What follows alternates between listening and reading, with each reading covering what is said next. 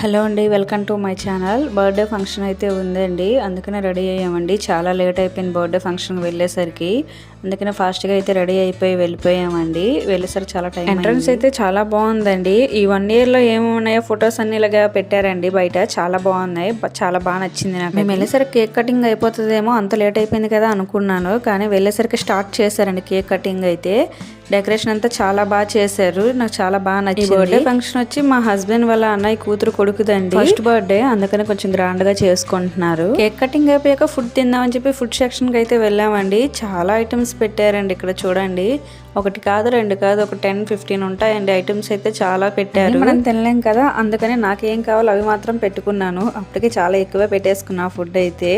Chicken biryani అయితే నాకు బాగా నచ్చింది, మటన్ కర్రీ కూడా టేస్ట్ బాగుంది. నేను ఫుడ్ తింటున్నామండి. లాస్ట్ మేమేనండి, అత్తయ్య మా మరిది వాళ్ళ వైఫ్ వచ్చిందండి. తన చిన్న పాప ఉందని చెప్పాను కదా, తను ఏడుస్తుందని చెప్పి వాళ్ళు ఫుడ్ తినేదాకా మేము తనని చూసుకున్నాము. తర్వాత వాళ్ళు పాపను తీసుకున్నాక మేము ఇంకా ఫుడ్ తింటున్నామండి, అందుకనే లేట్ అయింది. లాస్ట్ మేమే అయ్యాము.